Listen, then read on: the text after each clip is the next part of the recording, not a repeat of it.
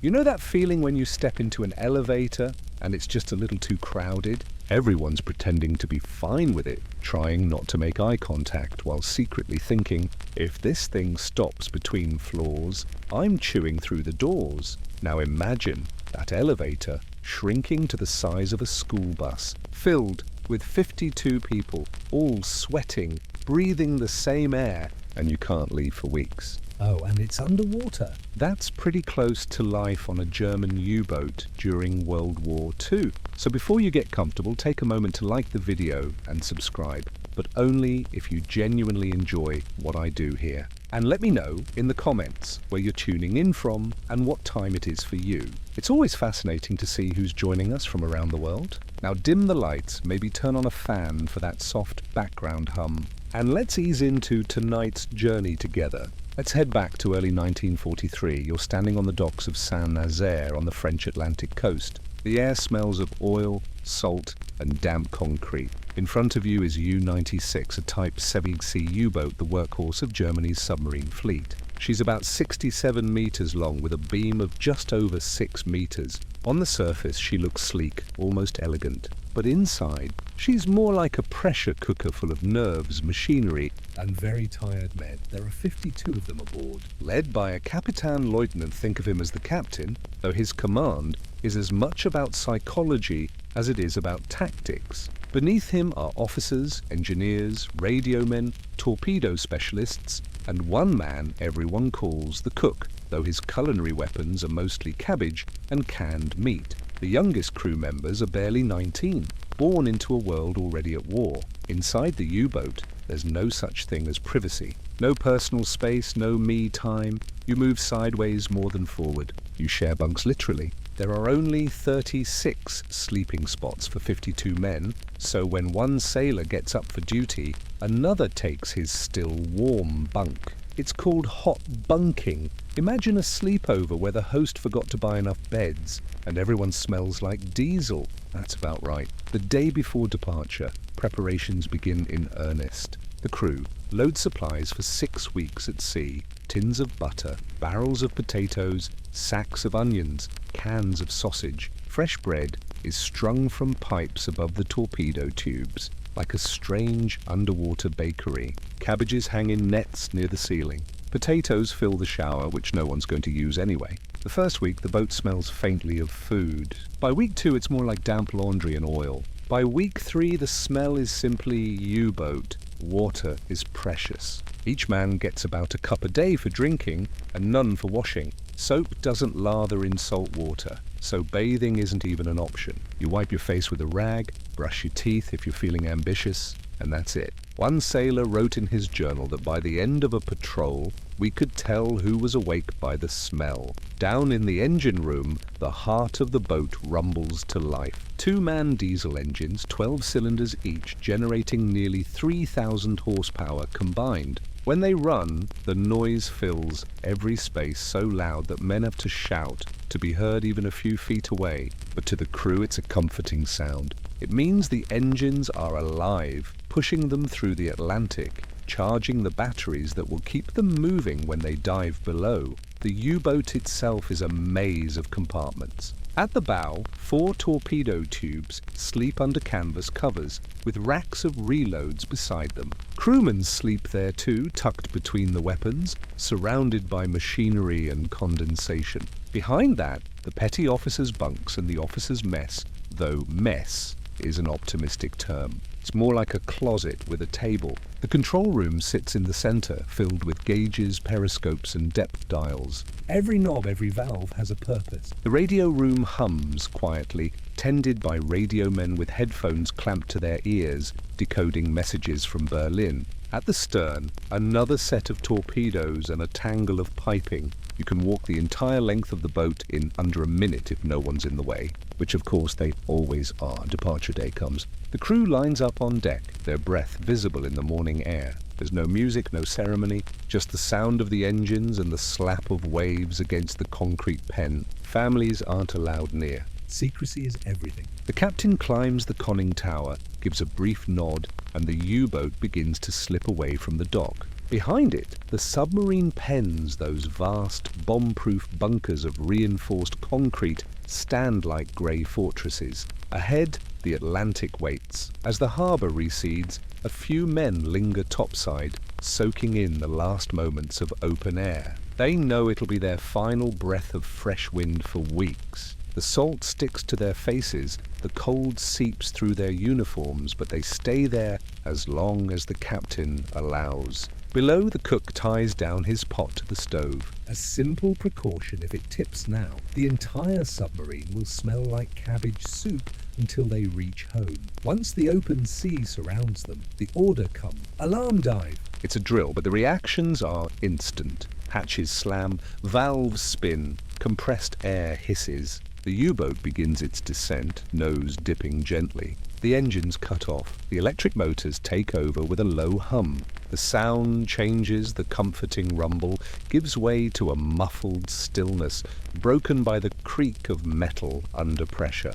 The light dims. Red bulbs glow faintly along the corridor, preserving the crew's night vision. Every man returns to his station. The helmsman checks the depth gauge. The engineer watches ballast readings. The radio operator listens to the static for any hint of a message. The captain stands in the control room, his hands resting lightly on the periscope handles, eyes closed, counting seconds in his head. At 20 meters, the hull begins to groan softly. At 30, it settles. The boat is submerged, steady. There's a strange stillness now, like being inside a giant clock that's just wound down. Then the routine resumes, quiet and practiced. This is life now.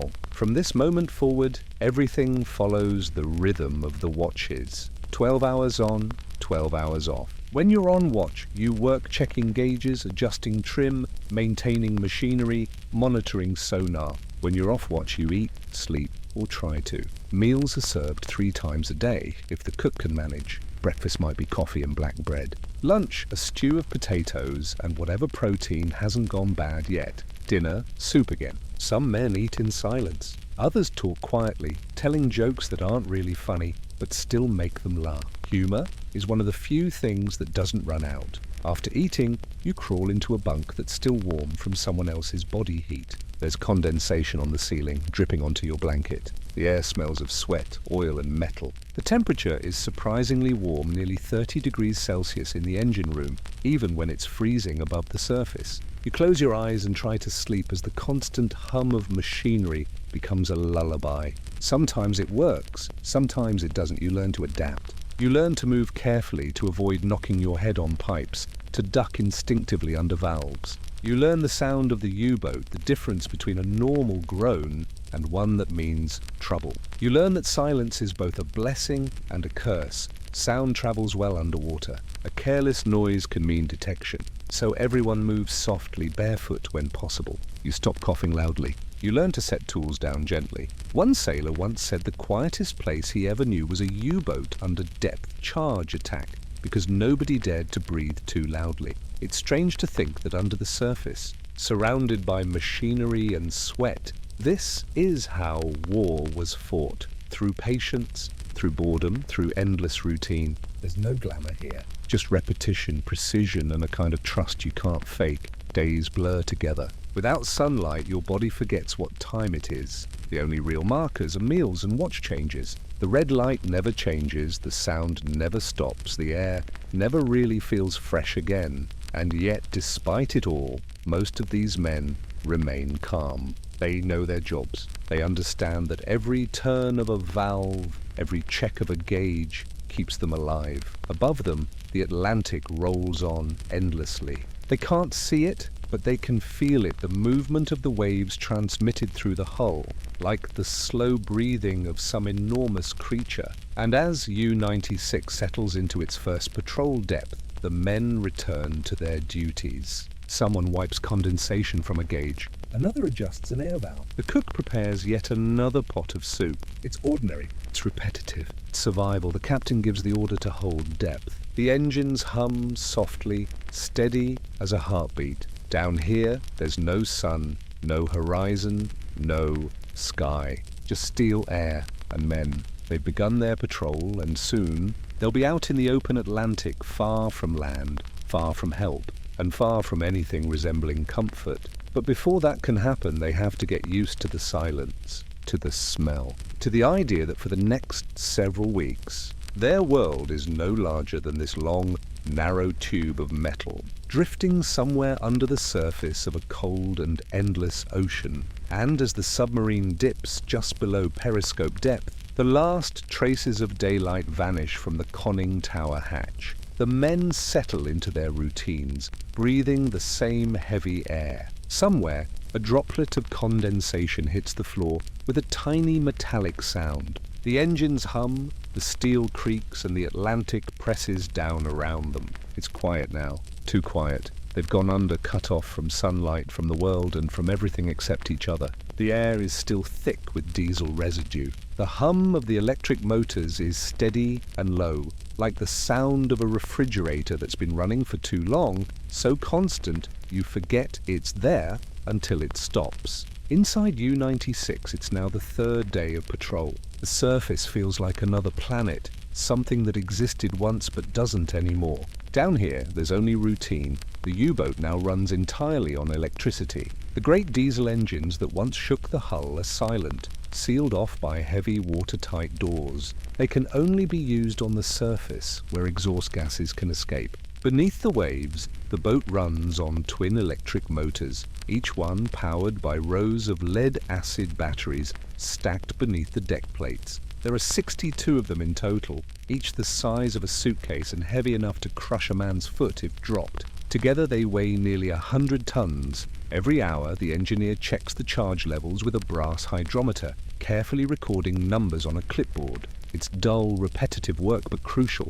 If the batteries run too low, the motors will stall. If they charge too quickly, the cells can overheat and leak gas. Hydrogen in a submarine is about as welcome as a match in a fireworks factory. To keep the air breathable, the crew uses chemical CO2 scrubbers, metal canisters filled with caustic soda that absorb carbon dioxide. The process smells faintly of vinegar and rust. Fresh oxygen comes from green steel cylinders mounted along the bulkhead, released in tiny amounts at regular intervals. Still, the air grows stale quickly. It feels heavy, damp, and metallic. Breathing becomes an effort of habit more than comfort. The men stop noticing after a while, or they pretend to. At 60 meters below the surface, every sense dulls except hearing. The U-boat creaks faintly under pressure. It's not dangerous yet. She's designed to withstand far more, but the sound reminds everyone that they are encased in steel,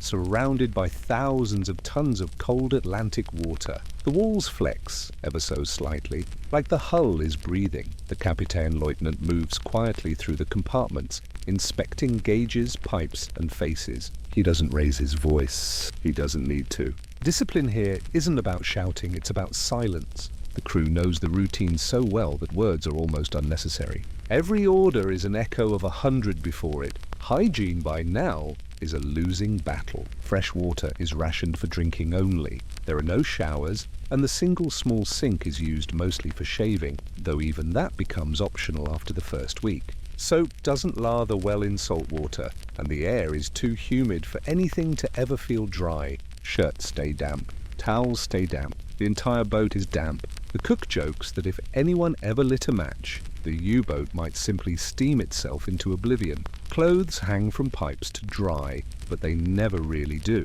The smell is a mixture of oil, sweat, cabbage, and metal so distinct that Allied sailors later said they could smell a U-boat before they saw it. Personal habits shrink with the space. Shaving becomes an act of defiance. One machinist keeps a tin of pomade tucked into his locker, though there's no mirror to check if it's helping. The cook hoards sugar cubes in a sock, because sweet coffee is one of the few luxuries left. Each man develops small rituals to feel human. A diary from a crewman aboard U-201 described it like this: "We move like ants in a tunnel. There is no day or night, only work and sleep. We eat, we wait, we sweat. The boat lives and we live inside it." On U-552, another sailor wrote, "Sometimes the silence is worse than the noise. We hear our own breathing. We hear the sea tapping on the hull like fingers. There's always maintenance to do. Torpedoes, for example, must be checked daily. They're kept under constant temperature control, too cold,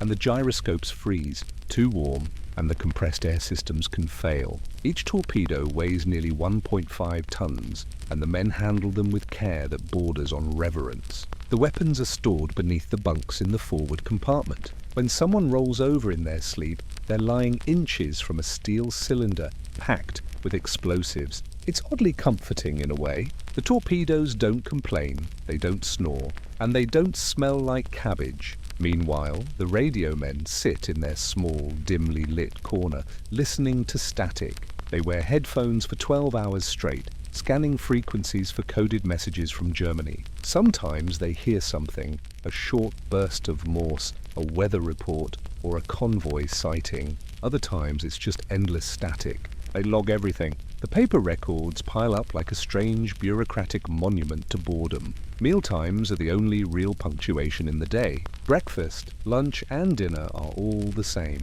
A rotation of soup, tinned meat, and black bread. The cook does his best with what he has. He works in a space about the size of a closet, right next to the diesel exhaust trunk. The temperature there can reach 40 degrees Celsius, and yet he still manages to serve 3 meals a day for 52 people. His secret? A pressure cooker and a complete lack of pride. The men eat quickly, sitting elbow to elbow on narrow benches. There are no plates, only metal bowls. Conversation is brief. A few jokes, a few complaints. Someone mentions how long it's been since they saw the sky. Someone else just stares at their soup, thinking about home.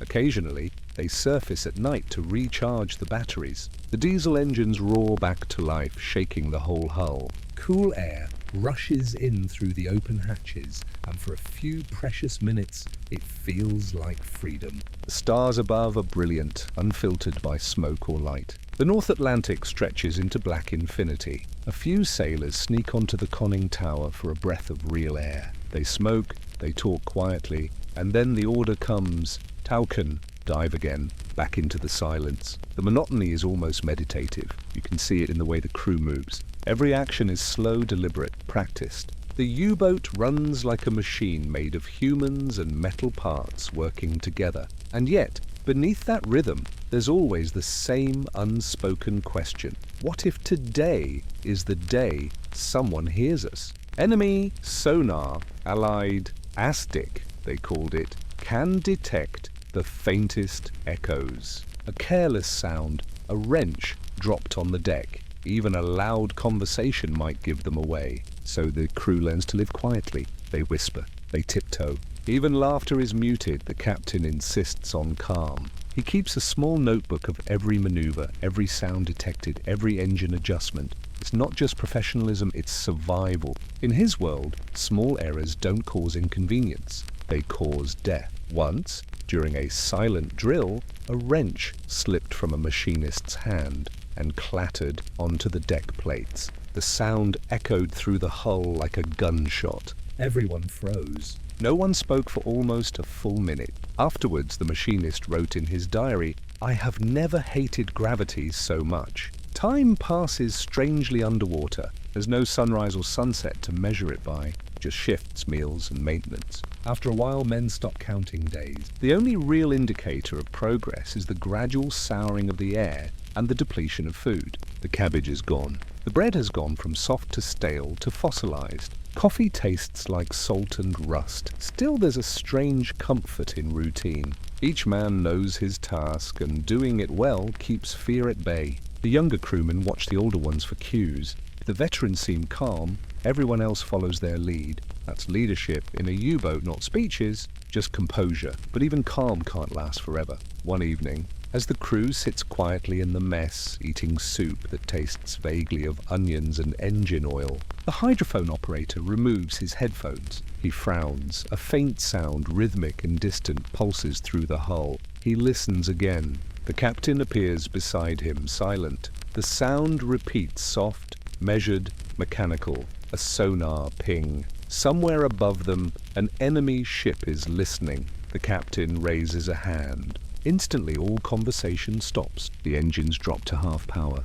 Lights dim to red. The air grows thicker, somehow heavier. No one moves. No one speaks. The ping returns. A little louder this time, and then nothing. Just the endless hum of the electric motors and the slow heartbeat of the sea. No one knows if the depth charges are already falling, or if the silence means they've been missed entirely. Down here, waiting is the only thing you can do. The pressure builds, and the crew listens. When the sound of sonar finally fades into nothing, life aboard U-96 slowly resumes. There's no celebration, no sigh of relief, just a gradual unwinding of shoulders, a few exchanged glances, and the sound of men quietly exhaling the breaths they didn't realize they'd been holding. The ocean outside is still vast and silent, but for now they've escaped. Days pass. The batteries run low, forcing the captain to make a decision: risk surfacing.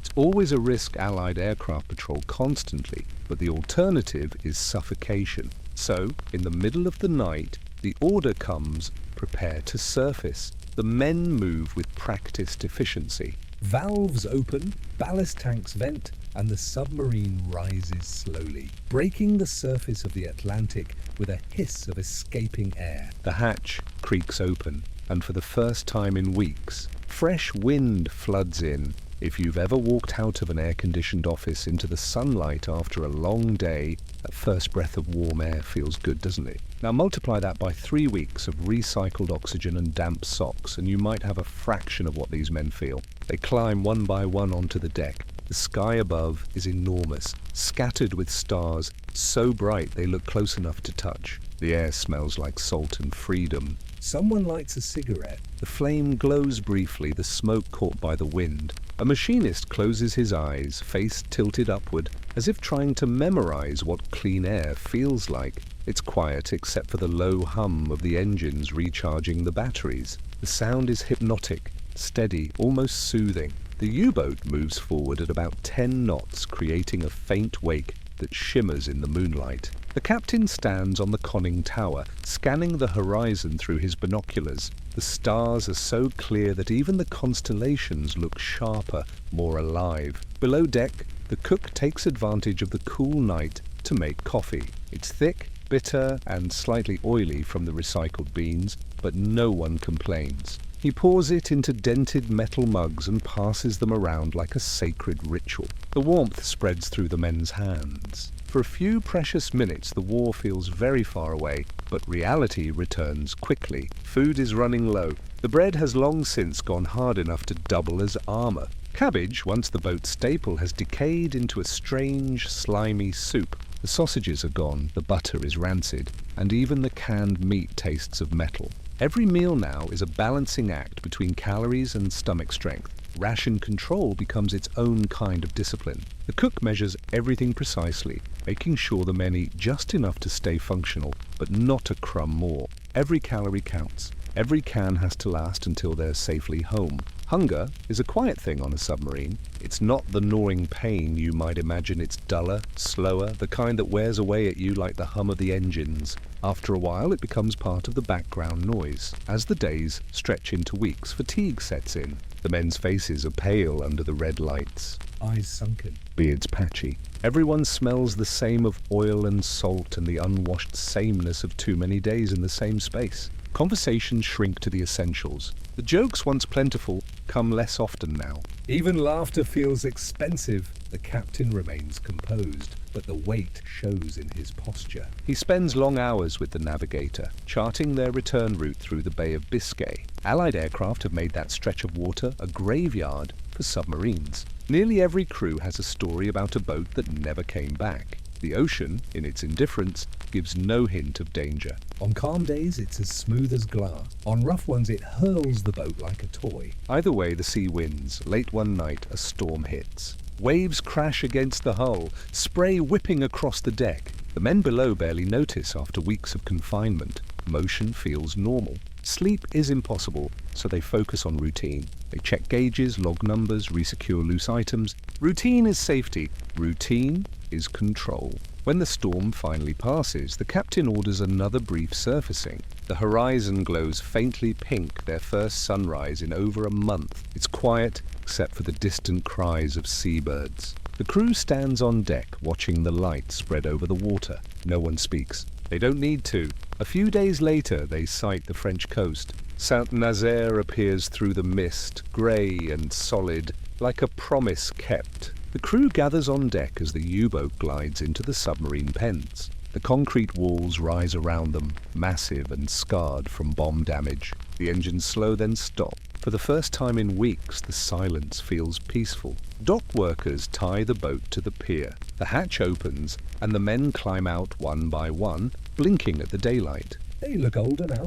Tired, thinner, but still standing. Inside the base, medical officers wait with clipboards and thermometers. Each crewman gets checked for exhaustion, dehydration, and infection. They're given fresh clothes, hot showers, and real food bread that's actually soft. Butter that doesn't taste of metal. Some eat quietly. Others can't stop talking. A few sit alone, processing the strange stillness of being back on land. After the medical exams come the debriefs. Intelligence officers ask detailed questions, enemy sightings, weather conditions, equipment failures, any sign of Allied radar. The captain answers with precision, his voice calm, deliberate. When it's over, he nods to his men and dismisses them for rest. In the mess hall, they reunite with crews from other submarines. Some boats never returned. Others came back half destroyed. Out of every 10 U-boat sailors who went to sea during the war, only 3 would survive. It's a statistic that everyone knows, but no one says out loud.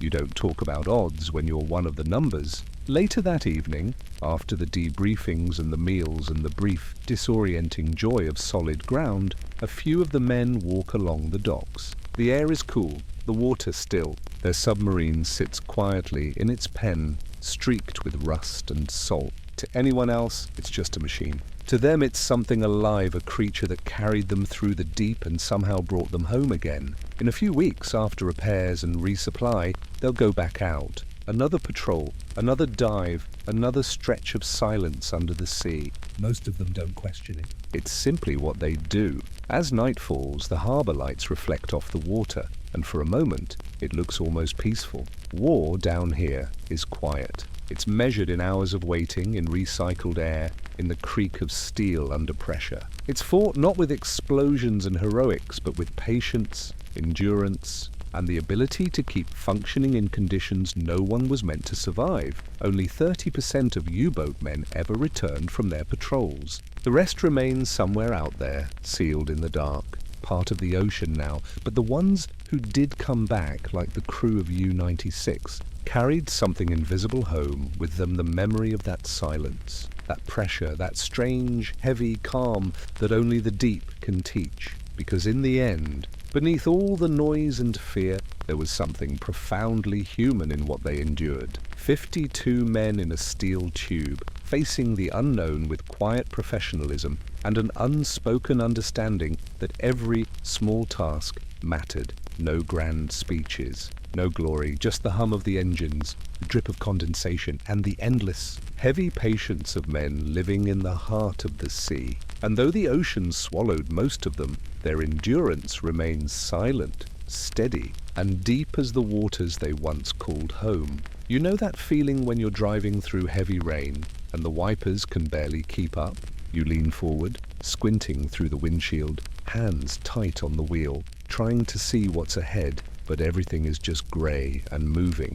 Now imagine that feeling lasting not for minutes, but for weeks. You can't roll down the window, you can't pull over, and you're in charge of keeping 50 other ships alive. Welcome to the North Atlantic in 1941. Before we dive into this cold, endless story, if you find comfort in these quieter corners of history, the ones full of routine, patience and quiet endurance, go ahead and subscribe. You don't have to, of course, but if you've ever wondered what it really meant to stand watch on a Royal Navy destroyer, this is where you'll find out. Leave a comment and tell me where you're listening from tonight. Are you trying to drift off to sleep, or are you just the kind of person who finds storms relaxing? Either way, we're heading to sea. It's February 1941, And you're aboard HMS Viscount, an old V-class destroyer from the First World War. Now refitted to escort merchant convoys across the Atlantic. She's 312 feet long, narrow as a knife, and built for speed, not comfort. The ship's hull shudders with every wave, the decks slick with salt and ice. Somewhere below deck, the stokers shovel coal and oil into the boilers, feeding the hungry turbines that keep Viscount cutting through the grey. The mission is simple in theory and miserable in practice. Escort HX-108, a convoy of 35 merchant ships carrying food, munitions and fuel from Halifax, Nova Scotia to Liverpool. The crossing will take 12 days if the weather holds. It never does. Convoy duty is a dance of discipline and monotony. The merchant ships plod along in columns, barely making 8 knots, while the destroyers dart around them like sheepdogs, scanning the horizon for periscopes or the flash of a torpedo. HMS Viscount is one of 4 escorts on this run, working alongside corvettes, HMS Dianthus and Snowdrop. Between them, they cover hundreds of square miles of ocean, always cold, always wet, always listening. Life on board is ruled by the watch system, 4 hours on, 4 hours off, around the clock. Every day. You stand your watch on the bridge, in the sonar room, at the guns, or down in the engine room, depending on your assignment. There are no weekends, no nights off, and no "I'll sleep in tomorrow." The sea doesn't care what time it is. The day starts with the ship's bell. If you're lucky enough to be asleep, you wake to the sound of it echoing through the metal corridors. You drag on your heavy duffel coat and head up to your station. The cold hits instantly wind like a wall, so strong it steals your breath. The North Atlantic in winter isn't just cold,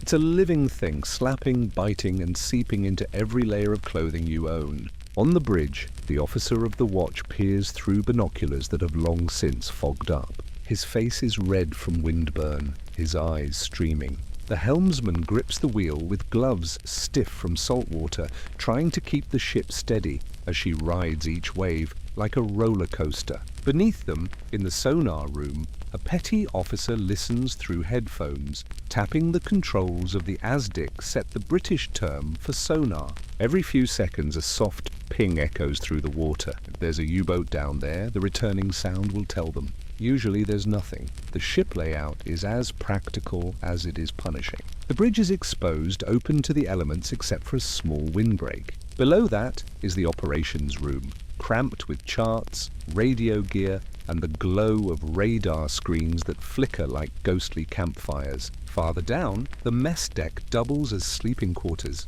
Hammocks sway with every roll of the ship, clanging against one another. The galley sits amidships, a metal closet where the cook works miracles with powdered eggs, tinned beef, and something the sailors call plum duff, which is more philosophy than pudding. Meals happen in shifts, squeezed between watches. There's always tea lukewarm, strong enough to strip paint, and poured into tin mugs that burn your hands 1 minute and freeze them the next. On good days there's toast. On bad days it's hardtack and a prayer that your teeth survive. Seasickness is the destroyer's first test. The ship pitches and rolls so violently that new sailors often turn green within the first hour. The veterans just smirk and offer practical advice. Face the wind and don't think about your stomach. It doesn't help. The smell of oil and boiled cabbage doesn't either. For many, the first 3 days are a blur of nausea, exhaustion, and regret. Eventually, the body adapts or gives up. Sleep, when it comes, happens in fragments. You crawl into your hammock fully clothed, boots and all, because there's no time to undress. The ship rolls. The hammock sways. Someone nearby snores like a chainsaw. The smell of damp wool and unwashed bodies fills the air. You close your eyes and drift off just as the bell rings again. Time to go back on watch. Routine keeps everyone sane. Gunnery drills, radar checks, lifeboat inspections, they all blend together, the same every day. At dawn, they practice loading the 4.7-inch guns, the barrels covered in ice that must be chipped away before firing. At noon, they test the radar, a temperamental system that sometimes picks up waves, clouds, or phantom ships. At sunset, if you can call it that in the fog, they run action stations, a full alert just to make sure everyone remembers where to go when things get real. It's cold work. Men wrap scarves around their faces until they look like mummies. Gloves freeze solid. breath crystallizes in the air. One sailor jokes that if you stay still too long, the ship will just build another layer of ice over you. No one laughs too loudly, it's only half a joke. Below deck, warmth is relative. The boiler rooms are so hot and humid that men come out drenched in sweat, only to freeze instantly when they reach the main corridor. The air smells of fuel, steam and metal. It's not pleasant, but at least it's alive. Messages arrive by radio short bursts of Morse code from the convoy commodore or the Admiralty. Most of them are routine, speed changes, course corrections, weather updates. But every so often, a message hints at danger. U-boat sighted ahead. Maintain zigzag pattern. It's a reminder that beneath the waves, unseen eyes are always watching. Still, boredom is the enemy most days. Hours pass with nothing but wind and water. The horizon never changes, just shifting shades of grey. Men find small ways to stay occupied. Some carve initials into the wooden rails. Others gamble with matchsticks or write letters that will never reach shore until the next port. And through it all, the sea keeps moving. Endless waves, endless noise, endless motion. You start to forget what stillness feels like. The North Atlantic is not kind, but it's honest. It offers no illusions, just cold truth in liquid form. The sailors of HMS Viscount know this, and they meet it with quiet professionalism. There's no bravado here, just routine. Steering by compass, watching the radar, listening, waiting. It's late in the second week of the crossing. The wind howls so loud it sounds like a train roaring past. Rain lashes the deck. Visibility is down to 50 yards at best. The convoy spreads out in the gloom, dark shapes barely visible through the mist. Somewhere behind them, a freighter signals a lamp code. Engine trouble. They'll have to fall back. No one says it aloud, but everyone knows what that means. A straggler is easy prey. In the sonar room, the petty officer adjusts the ASDIC dial. The screen glows faintly green in the dim light. He leans closer, headphones pressed tight against his ears. The steady ping echoes through the deep, rhythmic and hollow. Then something different. A faint echo out of sync with the pattern. He checks again. Another ping. A return. Contact bearing 210 degrees, he says quietly, his voice calm but clipped. Up on the bridge, the captain looks out into the endless grey. Rain pours down, the wind howls and the sea keeps rolling. Somewhere out there, maybe 10 miles away, something is listening back. And visibility? Near zero. The bridge goes silent. The only sound is the wind. Then another ping comes through the headphones, faint but real. Contact still bearing 210 degrees, the sonar operator repeats, his voice low but steady. The captain nods, gripping the railing. Very well. Maintain course. Ready depth charges. Everyone knows what that means. Somewhere beneath them, maybe 10 miles away, maybe closer, there could be a German U-boat stalking the convoy. It might be a false echo, or it might be death waiting in the dark. Either way, the destroyer goes into motion. Orders move quickly through the ship, not shouted, but spoken in the clipped rhythm of habit. Men rush to the stern, to the racks of depth charges, cylindrical steel drums the size of barrels, each filled with nearly 300 pounds of high explosive. They're heavy, greasy, and cold to the touch. 2 men lift each one into place on the rails, securing them with bolts and safety pins.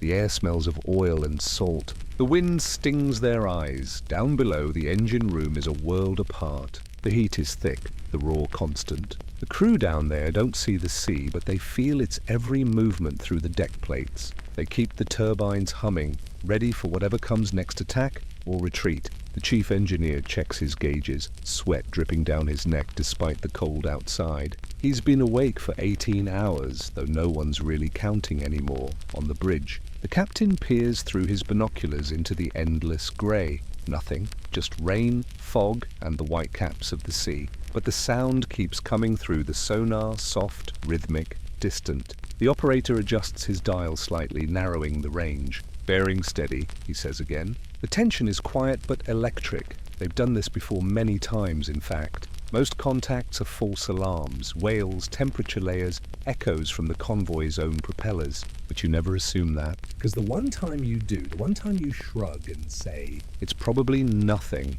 That's the time a torpedo slams into the side of a ship. The order comes, action stations. Every man moves to his post. Guns are uncovered. The lookouts scan the waves. The radio room starts sending short bursts of Morse to the rest of the escort group. "Contact 210 degrees, investigating." The reply comes back almost instantly. "Acknowledged. Good hunting." The next few minutes stretch like hours. The destroyer's engines increase to flank speed, pushing through the waves. The hull shudders with the effort. The bow rises and falls with each swell, throwing spray over the deck. Every movement is rough, physical. You can feel it in your teeth. Standby depth charges. At the stern, sailors wait by the release levers. The charges are set to detonate at different depths, 50, 100, 150 feet. The idea is simple. Cover as much vertical space as possible. If the U-boat is down there, somewhere in that black water, they'll find it, or scare it. But the trick is knowing where to drop them. Sonar gives bearings, not exact distances. You're throwing explosives into an ocean and hoping one lands close enough to matter. It's not precision, it's persistence. The captain watches the sonar readings, waiting for confirmation. "Range decreasing," the operator says quietly. "Contact moving left," then silence. The echo vanishes. The operator frowns, adjusts his settings, taps the controls. "Nothing. Lost contact, sir." The captain doesn't flinch. He's seen this before too. The U-boat could have gone deeper, slipping below the sonar's reach, or it could have turned away, or maybe it was never there to begin with. "Very well," he says calmly. Carry on. The crew keeps working. They reset the charges, double-check the safety pins, log the entire sequence in the ship's records. Every bearing, every change, every lost contact, it all gets written down in neat handwriting that trembles slightly with the ship's motion. In the galley, the cook has already started brewing more coffee. He's a small man with a permanent squint and a miraculous ability to make something hot appear. At the exact moment morale begins to dip, the ship smells faintly of burnt grounds and boiled meat. Men come by in pairs, grabbing mugs between watches. The coffee is strong enough to wake the dead, or at least keep the living upright. Conversations are short and tired. Someone mutters, "Probably another whale." Another replies, "Wouldn't mind if it were." At least whales don't shoot back. They laugh a little, not because it's funny, but because it's better than thinking about the alternative. Hours pass. The sea stays grey. The rain becomes sleet. The wind doesn't stop, it just changes direction, slapping at the ship from new angles. Everything is wet. Clothes, hands, even the pages of the logbook. You stop noticing after a while. By mid-afternoon, the adrenaline has faded. Fatigue takes its place. There's nothing harder on a sailor than waiting for something that never happens. Every false alarm drains a little more energy. The body can handle cold, hunger, and noise, but the mind struggles with endless anticipation. The destroyer continues her patrol pattern, weaving in wide arcs around the convoy. The sonar keeps pinging. Each time, the crew braces slightly, listening for something that might not come. The sound is hypnotic after a while. Ping, Pause. Ping. pause, like a heartbeat in the dark. In the radio room, messages keep coming in from other escorts. Wolverine reports heavy seas and ice on the bow. Walker sends a brief update, another false contact. Position 54 degrees north, 20 degrees west. The Atlantic is full of ghosts tonight. The radio operator logs every message by hand, his pencil worn down to a stub. His handwriting has become small and precise, fitting neatly between the faint lines of the log. He doesn't look up. He doesn't have to. The hum of the engines and the rhythm of the ship tell him everything he needs to know about their speed, their course, and the state of the sea. Dinner that night is stew again. Always stew. Meat, potatoes, and a few carrots if you're lucky. The men eat standing up, using the table only for balance. Every few minutes the ship lurches and someone curses quietly as their spoon misses its target. A few write letters home after the meal, though they'll sit in a canvas bag for weeks before reaching England. Writing helps pass the time, so does hope. The night watch begins at 21 hours. The cold deepens. The sky and sea merge into one unbroken shade of dark grey. Visibility drops to nothing. The captain stays on the bridge, his coat soaked through, pipe clenched between his teeth, though it's long since gone out. The men keep their eyes on the horizon, scanning for any flicker of light that shouldn't be there. Below in the sonar room, the operator keeps listening. Hours go by. The same steady ping fills the air. Then, just as he's about to log another empty reading, he hears it again. A faint echo. A return. He leans forward, adjusts the gain. The sound sharpens. It's there. Maybe. Contact 210 degrees, he says quietly, just like before. The captain listens, waiting. No need to rush this time. The sea gives up its secrets slowly. Minutes pass. The ping repeats, fainter, then fainter still, and then it's gone again. The captain nods once. False contact, he says, almost to himself. No disappointment, no frustration, just the weary acceptance of another long day in the Atlantic. The crew goes back to their tasks. The engines keep humming, steady and low. Outside, sleet turns the deck to ice. The wind howls like something alive. The convoy plows onward through the fog, each ship holding its line, each man holding his post. There's no glory in it, no drama, no victory. Just the endless rhythm of the sea and the slow realization that sometimes the hardest part of war isn't what happens, it's waiting for what might. And so HMS Viscount carries on, her lights dimmed, her engines steady, her crew listening to the night. The false contact fades into silence, lost into the depths. Only the hum of the ship remains, echoing through the endless grey sea. The morning begins not with sunlight, but with a soft change in colour,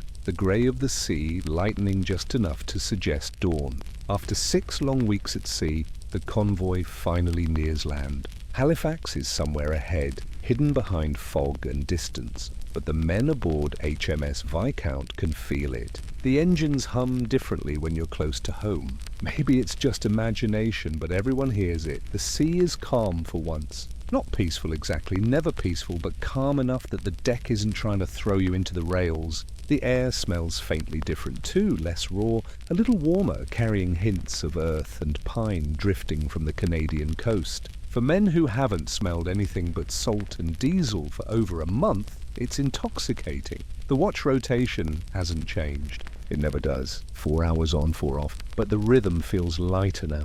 There's an end to it, a destination instead of just another waypoint. Men still move quietly around the ship, wrapped in coats stiff with salt, but there's an energy underneath the fatigue, a kind of restrained relief. Below deck, the mess deck stirs earlier than usual. The cook is already up, banging metal pots, muttering about the state of the galley. The air smells faintly of bacon, or something close enough to it that no one wants to question the source. He brews tea strong enough to lift paint, and hands out mugs like a priest offering communion. After 6 weeks of powdered milk and canned stew, a warm drink means everything. Letters are being written, folded, sealed, tucked away in breast pockets. Some are short, arrived safe, love you, while others are entire journals, poured onto paper between watches. They'll go ashore with the mailbag, carried by some clerk who's probably never seen a wave bigger than his desk. It doesn't matter. Getting a letter home is a victory in itself. The ship's log records another day without loss. 35 merchant ships all accounted for. Not one sunk. Not this time. That alone feels like a miracle. The escorts don't talk about it, but everyone knows what the odds are. The Battle of the Atlantic doesn't make headlines every day, but it's the reason food still reaches Britain, the reason the war machine keeps running. Every can of soup, every sack of flour, every gallon of fuel, they all come across this ocean. Up on the bridge, the captain stands by the compass, collar turned up against the wind. His face is drawn, eyes red from too many nights without real sleep. He's been through this crossing dozens of times, and he'll do it dozens more if the war lets him. There's no glamour in it, no medals for staying awake through fog and frost. Just quiet endurance. Land should be visible by noon, the navigator says, voice barely audible over the wind. The captain nods but keeps his binoculars trained on the horizon. Routine never ends until it's truly over. Down in the engine room, the stokers are still at it, covered in soot,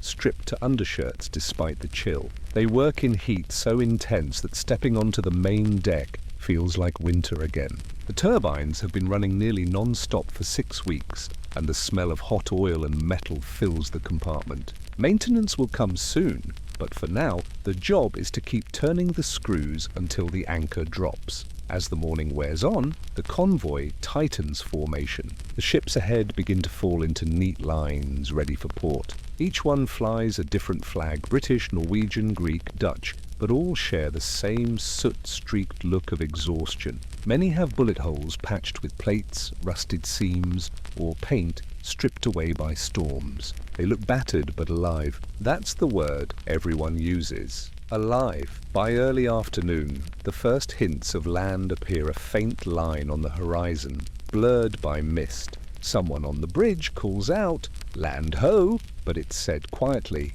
without ceremony. You don't cheer at the sea, you just acknowledge it. When the pilot boat approaches, the men watch in silence as a civilian climbs aboard, cigarette in his mouth, clipboard in hand. He looks impossibly clean. He'll guide them the rest of the way into Halifax, through waters now thick with buoys and other ships. The destroyer slows to half speed. The vibration of the deck softens. In the mess, a few sailors start cleaning up. Hammocks are taken down, lockers latched, floors wiped. It's not about inspection, it's about ritual. You leave the ship as you found it, or as close as you can. Salt still crusts every surface, but no one minds. It's part of the place now. The ship's loudspeaker crackles. "Stand by to anchor." Outside, the sky breaks open just a little. A pale shaft of sunlight touches the sea, glinting off the waves like a signal. The convoy enters the harbour in single file. Merchant ships moving slowly, their engines tired but steady. Tugs weave among them, guiding the larger vessels to their berths. Halifax isn't much to look at, just cranes, warehouses, and the faint smell of coal. But to the men of Viscount, it's paradise. They can already imagine the first steps ashore, solid ground under their feet, real beds, dry socks, hot showers. It's funny how simple heaven becomes when you've spent weeks staring at the same grey horizon. Once the anchor drops, the work doesn't stop. There's maintenance to be done, always maintenance. The depth charge racks are checked and cleaned, the guns wiped down, the engines inspected for leaks. It's part of the rhythm, the unending cycle of repair and readiness. While one crew unloads supplies, another paints over rust spots. Nothing glamorous, just steady labour. Some of the men get shore leave just long enough to find a pub, send their letters, or sit somewhere that doesn't move. They'll sleep, eat, and then be called back when the next convoy forms. There's always another convoy. That night, as the sun finally sets, the harbour lights flicker to life. The ships rest at anchor, smoke drifting lazily from funnels. Somewhere nearby, a band plays a slow tune on a gramophone. The sound carries faintly across the water. In the captain's cabin, the logbook is closed with a soft thud. Another crossing complete. No fanfare, no speeches. Just a line of ink on a page. Convoy HX-108 delivered. No losses. Statistics say that nearly 3,000 Allied ships were sunk during the Battle of the Atlantic. Tens of thousands of sailors died, many with no grave but the sea. And yet for every ship that went down, hundreds more made it through because of destroyers like Viscount and the men who manned them. It's not the kind of heroism that makes movies. There are no dramatic charges, no climactic victories, just the endless, monotonous, necessary grind of watch rotations and cold tea and 4-hour sleep cycles. The kind of heroism that looks like routine until you realize what it costs to maintain it. As dawn breaks the next morning, the men stand on deck again. The sea glitters faintly under the new light, calm and almost gentle, as if pretending to apologize for the past weeks. The air smells faintly of pine and fuel oil. No one speaks for a while. The captain looks over the water, his coat collar turned up against the chill. "We'll sail again soon,"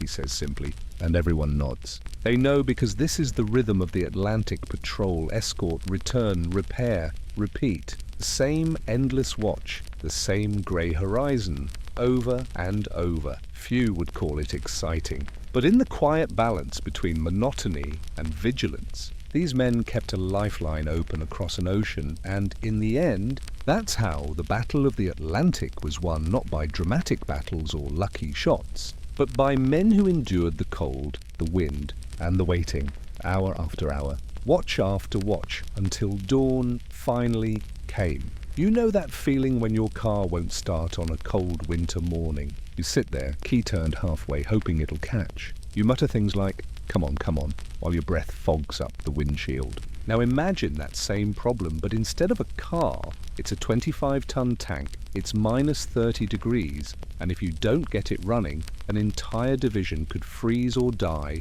waiting for support. Welcome to the glamorous life of a German tank mechanic on the Eastern Front. Winter 1942. The 3rd Panzer Division sits somewhere outside Ljev, northwest of Moscow, a place soldiers call the meat grinder, not because of any single battle, but because this front seems to chew up everything that touches it. Men, machines, morale. The temperature has dropped to 30 degrees C, maybe lower. The air bites like glass. The snow squeaks when you walk on it, dry and sharp, like salt underfoot. The front line is a mess of frozen trenches and half-buried vehicles. The fighting has slowed to a crawl, but the work never stops. The Panzer IVs, the backbone of the division's armour, have become victims of the same enemy that's defeated every invader here, the Russian winter. Engines freeze solid overnight. Fuel lines turn to ice. Oil thickens into sludge. The batteries die first, then the hydraulics. Even the machine guns jam just from the cold air hitting their barrels.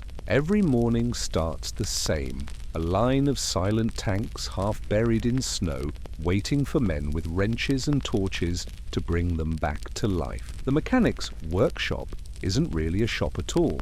It's an open field with a few canvas tarps tied to bent poles. A truck stands nearby, its engine running constantly to provide what little heat it can. Inside the tent, the air is thick with smoke from a dozen blowtorches and the smell of gasoline, grease, and wool.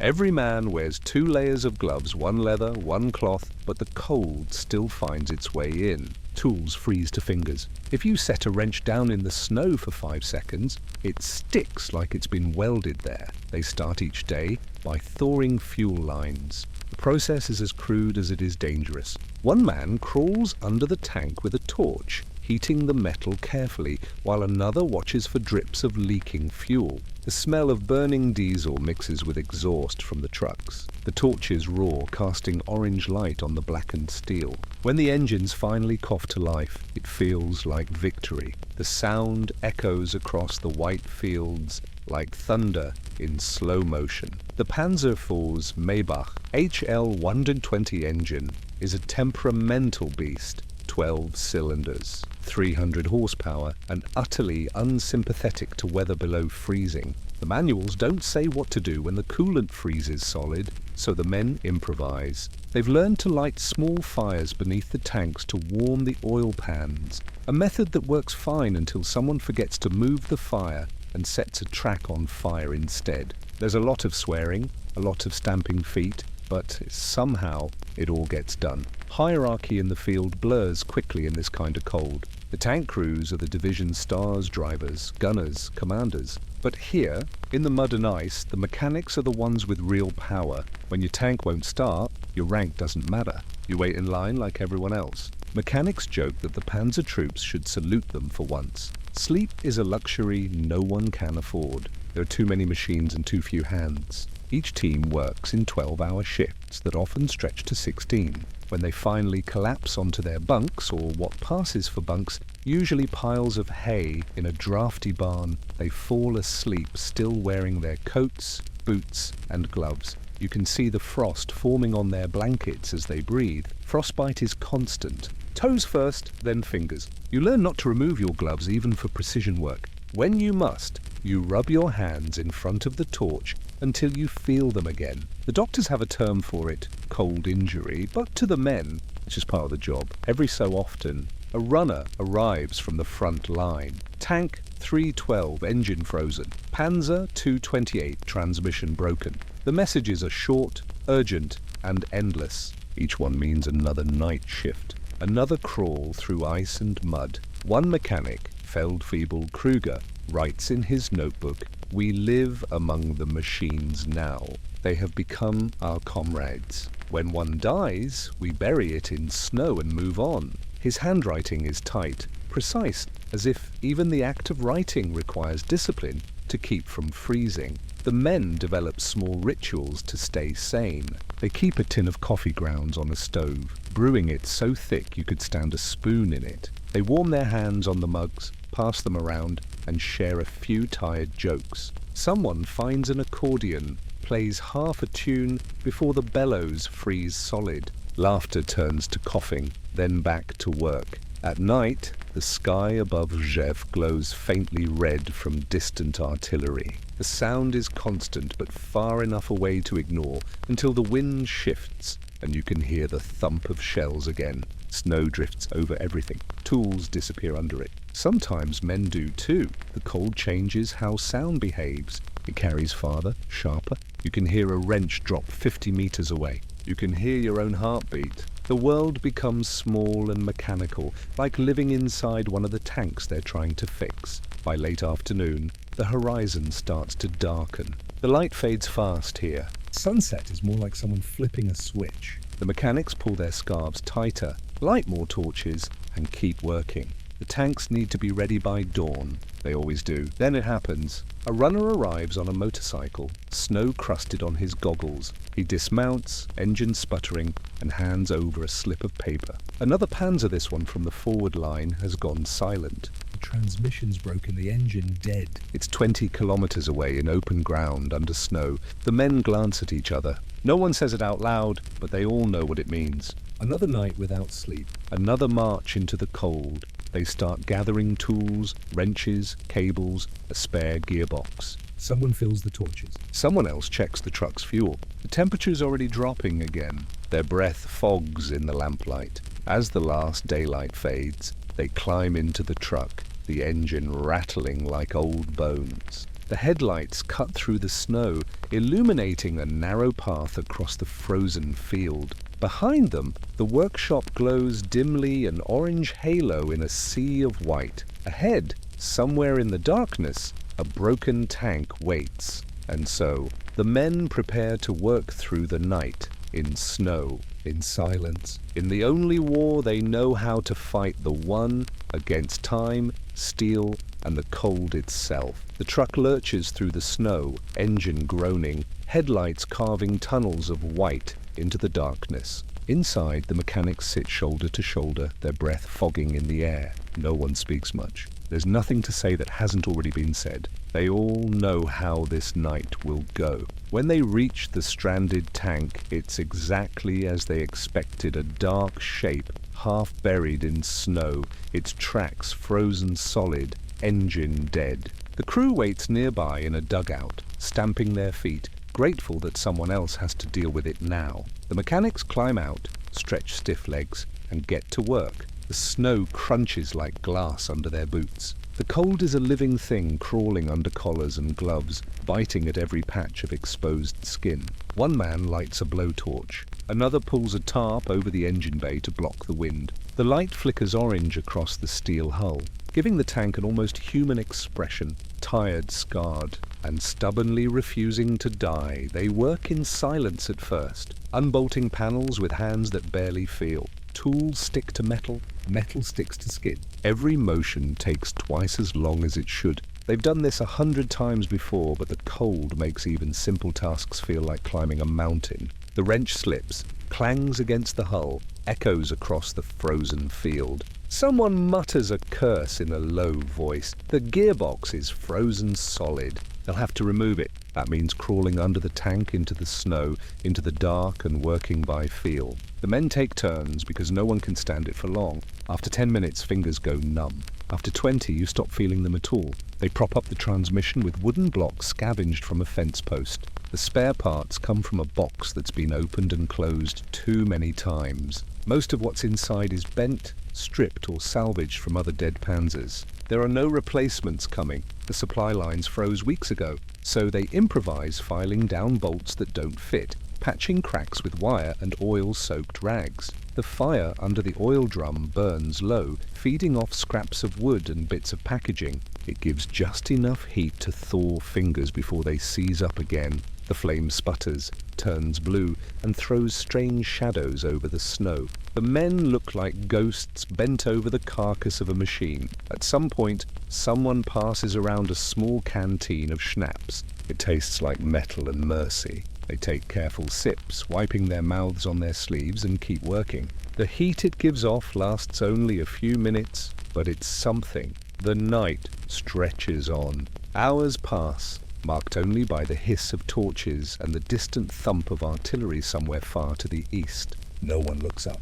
The war feels far away out here, replaced by the smaller battle against rust, ice, and exhaustion. One of the younger mechanics, barely 20, tries to joke. If hell's this cold, I'll take my chances. The others laugh quietly, not because it's funny, but because it keeps the silence from swallowing them whole. Humor has become another tool as necessary as the wrench or the torch. By midnight, they've pulled the gearbox free. It hits the snow with a dull thud, steam rising from the warm metal. They work the new one in place, inch by inch, bolts tightened by hand because the wrench threads have stripped. It's not perfect. It never is. But perfection is a luxury the front doesn't afford. Function is enough. In his diary, a maintenance sergeant from the 6th Army wrote, "We repair machines that are already dead. We make them move again, but each one comes back weaker." Like us. He wasn't exaggerating. Every tank that returns to the line comes back with a little less fight in it, and every man who repairs them gives up a little more of himself. The torches sputter as fuel runs low. They switch to lanterns, dim yellow light, flickering in the wind. Snow gathers on their shoulders, melts from the heat, then freezes again. The mechanic's world shrinks to the few square feet in front of him. Metal, ice, and breath. When the job's finally done, it's almost dawn. The sky is turning from black to a dull grey, the kind of colour that doesn't feel like morning, but simply less night. The tank's engine coughs once, twice, then roars to life. The sound cuts through the stillness like a heartbeat restarting. For a moment, everyone just stands there, grinning stupidly in the cold. It's not joy exactly, it's relief, maybe even disbelief. Against every law of physics and reason, they've done it again. The tank is alive. The crew climbs aboard, shouting thanks over the noise. The mechanics wave them off, already turning back toward their truck.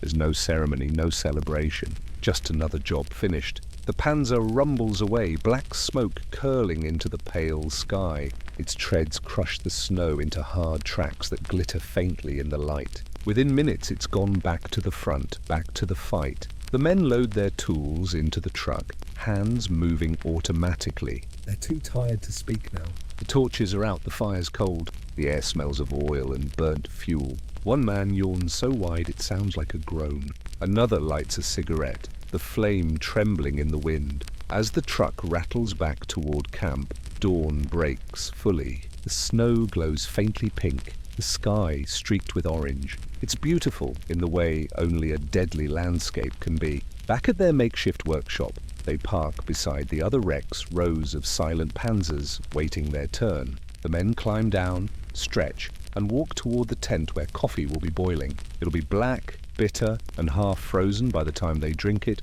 but it'll taste like warmth. There's no time to rest. Another message is already waiting. Another tank has gone silent somewhere to the north. The men look at each other, shrug once, and begin gathering their tools again. Because this is how the war works now, not in battles or glory, but in the endless rhythm of fixing what breaks before it freezes for good. The repaired Panzer disappears into the distance, its engine fading into the wind. The mechanics return to their corner of the world, quiet, exhausted, and already thinking about the next one that won't start. By the time the snow begins to thaw in early 1943, the landscape around Rzew looks less like a battlefield and more like a scrapyard frozen in place. Tanks sit half buried in drifts, their turrets tilted at odd angles, steel hulks glazed with ice. To most soldiers, these are wrecks, ghosts of battles already fought. But to the mechanics, there's something else, unfinished work. Recovery begins at first light. Trucks and half-tracks crawl across the fields, winches groaning, pulling damaged panzers from shell holes and ditches. It's a strange kind of battle against mud, against rust, against time. Chains snap, engines stall, and every few minutes someone curses loud enough to fog the air. But slowly, one by one, the machines return to the workshop zone. Each tank tells its own story. A tread blown off by a mine, a shell that hit the turret but didn't penetrate, a transmission seized by frozen oil. Some can be repaired in days. Others become donors, stripped for parts to keep their brothers alive. Nothing is wasted. Even a shattered gear might be melted down and recast in a nearby forge. The men who do this work know every sound of the Panzerweiffel's heart, the whine of a misaligned bearing, the cough of a weak fuel pump, the subtle vibration that means a drive sprocket's cracked. They listen the way a doctor listens to lungs. And like doctors, they rarely see the patients they save once they're fixed. The tanks return to the front, vanish into smoke and, more often than not, never come back. Compared to the chaos of the front, the maintenance area is methodical. Tools hang in neat rows. Grease tins are labelled in chalk. It looks orderly, but beneath that calm is exhaustion. The work never stops. Every repaired machine means another waiting behind it. It's an assembly line that runs on frostbite and fatigue. Across the lines, Soviet mechanics face the same ordeal. Their workshops are just as improvised wooden sheds and open pits carved into the frozen ground. The difference is quantity. Where the Germans struggle to maintain each panzer, the Soviets simply replace theirs. For every German tank repaired, 2 new T-34s roll out of factories in the Urals. German soldiers begin to notice it too, the sense that they're fighting an enemy with endless replacements while they themselves are running on borrowed steel. One German mechanic, writing years later, described it like this: "We worked harder as the war got worse. Every bolt we tightened felt like holding back the tide with a spoon. By spring, the mud returns. It seeps into everything: boots, gears, rations. Tanks sink up to their hulls in it, and the cycle starts again. Pull them out, clean them, fix them, send them back." The men joke that the Eastern Front has only 2 seasons, mud and ice, and neither one likes machines. Psychological fatigue becomes the enemy no one talks about. Days blur together, each one the same: repair, refuel, restart. Sometimes they hear distant fighting, but it feels abstract, like thunder from another world. The mechanics' war is quieter, but no less brutal. It's fought in hours without sleep, in tools dropped from numb fingers, in the knowledge that whatever they fix today will probably be broken again tomorrow. They develop a strange relationship with their machines. The tanks become personalities, temperamental, demanding, alive. They give them nicknames: Old Hands, the Mule, Ice Queen. When one is destroyed, they speak of it almost like a fallen comrade. The line between man and machine blurs in the endless cycle of repair and loss. There are no medals for this kind of work. No one writes songs about the men who thawed frozen oil filters with candles or rebuilt engines by moonlight. When history remembers the Eastern Front, it remembers the tank battles, the sweeping movements of Kursk, the desperate defense of Moscow, but not the ones who made those movements possible. At night, when the engines finally go quiet, the mechanics gather around the fire barrels. Someone brews ersatz coffee, bitter and gritty. Someone else smokes a cigarette down to the filter, staring at the flames. The talk is always the same: parts, weather, rumors of retreat. They never mention the cold anymore. It's become the background music of their lives. In one surviving diary from a maintenance sergeant near Kharkov, there's a line that captures it perfectly: "We are the soldiers who fight against rust." It's not bravado, just fact. Every wrench turn, every spark from a torch is an act of defiance against a world that wants everything to stop working. By late 1943, the division's strength is a shadow of what it was. Fewer tanks, fewer men, fewer supplies, but still the workshop operates, patching together what's left. The mechanics no longer think about the war's end. They think about the next tank, the next job, the next sunrise. That's enough. Years later, after the war, the survivors would talk about it quietly, if at all. They'd mention the cold, the exhaustion, the endless work. But when they did, it was without bitterness. Just a kind of weary respect for the machines, for each other, for the strange mechanical brotherhood that had kept them alive. The official histories rarely mention them.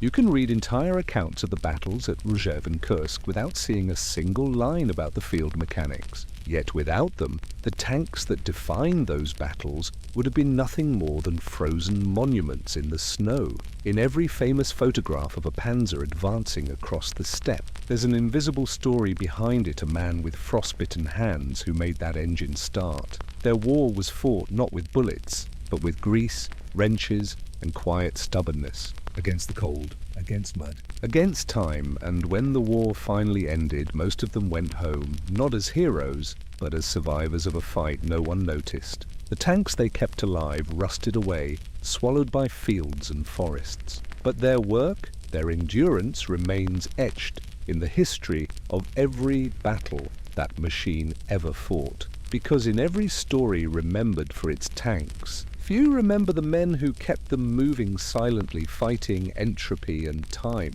You know that feeling when your phone loses signal and you wave it around like some modern-day wizard, hoping to catch one bar. Now imagine doing that with a 50-pound radio in the middle of the North African desert, surrounded by tanks, flies and temperatures that can melt your shoes by noon. Welcome to the life of a British 8th Army radio operator near El Alamein, 1942. Out here, communication isn't just important, it's survival. Orders, coordinates, supply requests, all of it passes through a handful of men hunched over clunky wireless sets in the middle of nowhere. They sit in canvas tents or on the backs of trucks, tapping out Morse code that can mean the difference between a coordinated assault and complete chaos. It's early morning, and the desert is cold enough to bite. You wouldn't think that from the photos. Sun, sand, bright skies, but the temperature swings are brutal. At dawn, it's around 5 degrees, say. By midday, it'll climb to 45. You start the day wrapped in a wool blanket, and by lunch you're in a sweat-soaked shirt, cursing the sun. The operator, let's call him Corporal Reeves, has been up since 4:30. He moves quietly, checking his equipment before the rest of the camp stirs. His radio set is a wireless number 19, a dependable British design used in tanks and field units alike. It's bulky, packed with glowing vacuum tubes, dials, and a humming generator that draws power from the battery of a nearby Bedford truck. The cables snake across the sand like black veins. He runs through his routine like clockwork. Battery voltage? Check. Antenna wire taut and clean? Check. Frequency crystal tuned to command network? Check. He scribbles notes in his logbook, neat block letters despite the shaking of his hand from too much instant coffee and too little sleep. The radio crackles faintly, just static, the background noise of the desert. By the time the sun clears the horizon, the camp has woken. Mechanics tinker with engines, cooks stir tins of bully beef over petrol stoves, and the air fills with the smell of smoke and frying dust. Tanks of the 4th Armoured Brigade sit nearby, their crews eating in silence beside their vehicles. A few men shave using mirrors propped on the tanks' hulls. You learn to multitask out here, shave, eat, and sweat all at once. For Reeves, the day revolves around messages. Everything is logged, coded, and sent with precision drilled into him during months of training. The Army's Morse code system runs like a second language in his head. Short taps, long pauses, rhythm, and discipline. ... The repetition is hypnotic after a while, like breathing, but it's not as simple as tapping and listening. The desert plays tricks on the airwaves. During the day, heat bends the radio signals, scattering them like mirages. Static builds from every direction, the hum of engines, the whine of wind, even distant thunderstorms hundreds of miles away. Reeves adjusts his tuning knob constantly, trying to separate the useful noise from the useless. Sometimes he swears he can hear faint music bleeding through Arabic stations or maybe Italian propaganda. Power is a constant concern. The wireless sets run off truck batteries, which need charging every few hours. That means running the engines, which wastes precious fuel. Every operator becomes a part-time mechanic, checking voltages and tightening leads, cursing when sand gets into the connectors. Dust is the real enemy here. It gets everywhere into radios, watches, lungs. The men joke that if you open your sandwich, you'll find the Sahara already inside. At midday, the heat turns the camp into a mirage. Metal shimmers, air wobbles, and the horizon vanishes behind the glare. Reeves drinks from his canteen warm water that tastes faintly of canvas and wipes sweat from his brow. The radio tent is like an oven, canvas walls trapping the heat. He keeps working anyway because the airwaves don't care how hot it gets. Messages still come through. Supply reports, grid references, orders from HQ. Each one is decoded, logged, and resent along the chain. Outside, a sandstorm begins to rise. It starts as a distant haze, then a wall of orange, sweeping toward the camp. Reeves has about 5 minutes before it hits. He wraps his scarf around his face, secures the antenna, and pulls the tarp tight over the radio set. The wind hits like a train. Sand whips through the tent seams, stinging exposed skin. The static in the headphones turns violent, crackling and snapping like frying bacon. For hours, visibility drops to 0. The storm howls, and the men huddle in their shelters, waiting it out. Reeves stays by the set, headphones pressed to his ears, trying to catch any signal through the chaos. The generator sputters, choked by sand. He shuts it off, waits, restarts it. The storm doesn't care. It roars on, drowning everything. When it finally passes, the camp looks half buried. Vehicles sit under drifts of sand, tents sag, and the air smells faintly of dust and oil. Reeves brushes grit off his equipment and tests the radio. Miraculously, it still works. He notes it in his logbook. Storm interference, generator reset, all systems operational. Then he takes a long drink of lukewarm water and goes back to listening. The afternoon drags. Messages continue routine as ever. Coordinates, weather updates, and the occasional complaint disguised as official language. Reeves writes them all down, his handwriting neat even as the paper curls in the heat. His fingertips are cracked and blackened from handling metal in the sun, but he doesn't notice anymore. As the sun begins to drop, the desert transforms again. Shadows stretch long, the air cools, and the sky deepens to purple. The silence that follows sunset is almost sacred, a sudden stillness after a day of relentless noise. Somewhere in the distance, the guns begin again, faint thuds like a heartbeat on the horizon. Reeves lights a small lamp in the tent, checks the battery levels once more, and settles in for the night watch. The desert is cold now, the temperature plummeting back toward freezing. He pulls on his jacket, rubs his hands together, and leans over the radio. The static is softer now, like the sea on a calm night. Then suddenly, a burst of sound, a coded transmission, faint but distinct. He leans closer, adjusting the dial. The rhythm of the Morse is uneven, broken. Some words come through clearly, others vanish into static. He jots down what he can. Letters, numbers, fragments. It's urgent. That much is clear, but incomplete. He sits back, listening to the hiss of the static, waiting for the message to repeat. It doesn't. The desert is silent again. Outside, the wind picks up slightly, whispering across the sand. The radio hums softly in the dark, and Reeves, alone under the stars, waits for the rest of the message to come through. The next morning begins with the same dry hum in the air that always comes before a day of fighting. The desert is quiet, too quiet, as if it's holding its breath. The second battle of El Alamein is about to begin, though you wouldn't know it from the stillness of the signal tent. For the radio operators, war doesn't start with gunfire. It starts with interference. Reeves rubs the sleep from his eyes, downs the last of his warm tea, and steps into the cold morning light. His boots sink slightly into the sand, already gritty from the wind that never really stops. The rest of the camp is stirring, tank crews checking their tracks, infantrymen tightening straps, cooks scraping out the bottom of a dented pot. Somewhere, a generator coughs to life. He begins his first task of the day, rebuilding the field antenna. Yesterday's sandstorm bent one of the masts nearly in half, and the signal has been weak ever since. The wireless won't carry more than a few miles without it. He hauls the metal sections upright, ties them together with rope, and braces the base with rocks and empty fuel tins. It's delicate work, too tight, and the cable might snap in the wind. Too loose, and the mast will fall before noon. When it's done, the antenna rises like a strange metal skeleton against the brightening sky. Back in the tent, he checks the wireless number 19 again.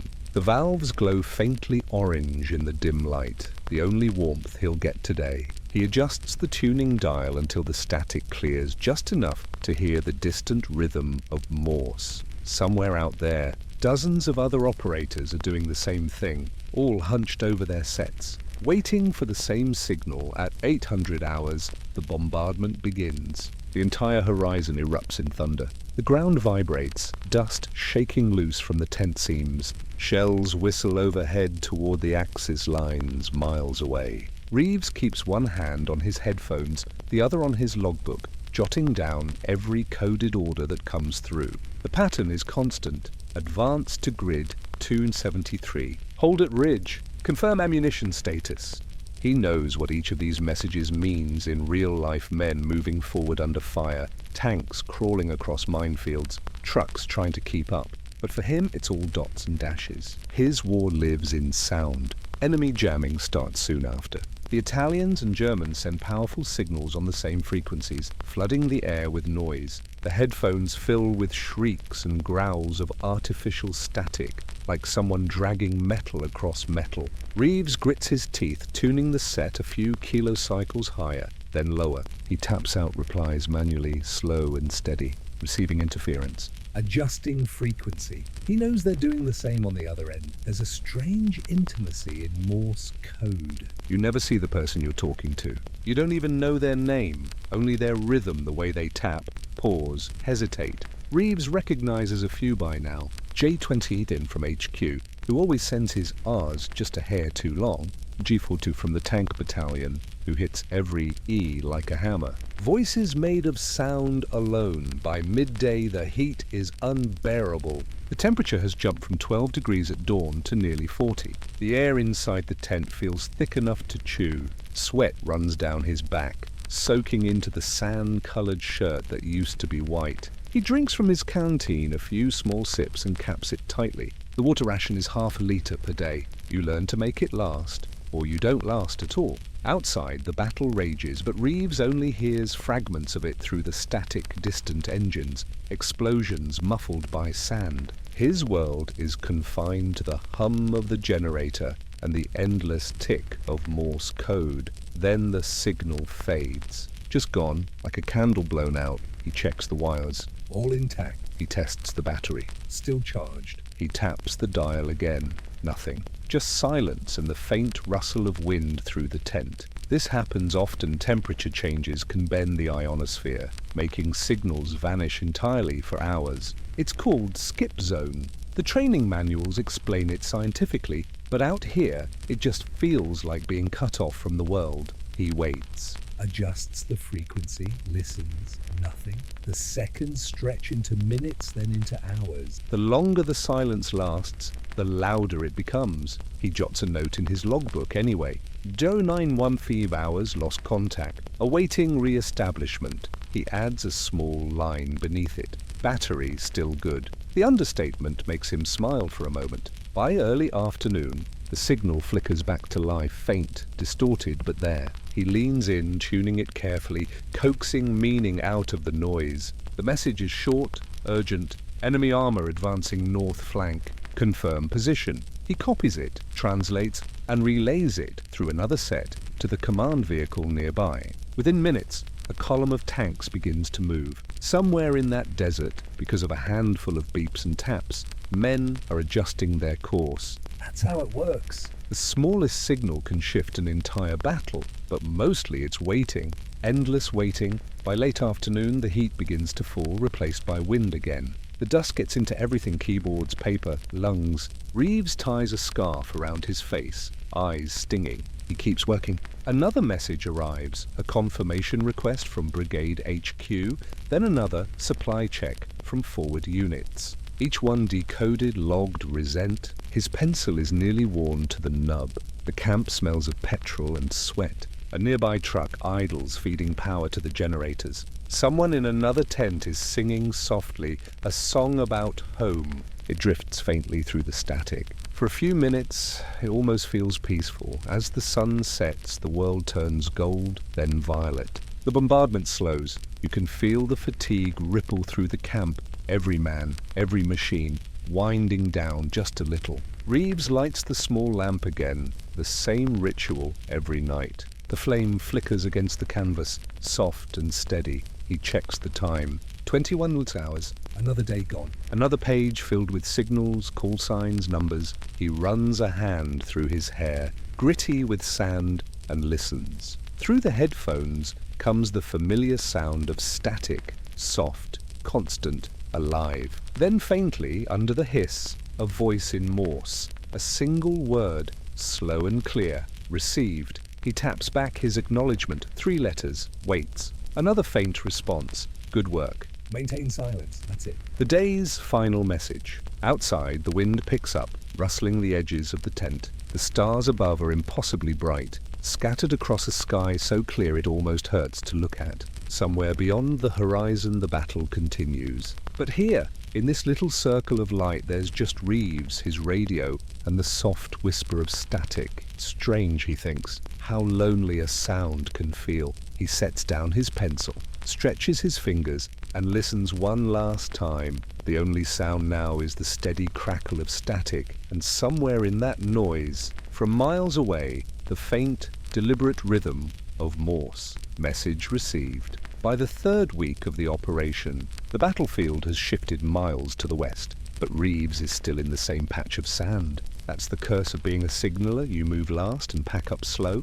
Everyone else advances with the fight, engines roaring and dust clouds trailing behind them, while you stay behind in the quiet aftermath, waiting for the order to relocate. He begins the morning, as always, checking the radio's valves and noting battery levels, though the tent around him looks like it's about to collapse. The sand has eaten through the guy lines, and every breeze makes the canvas flap like an old sail.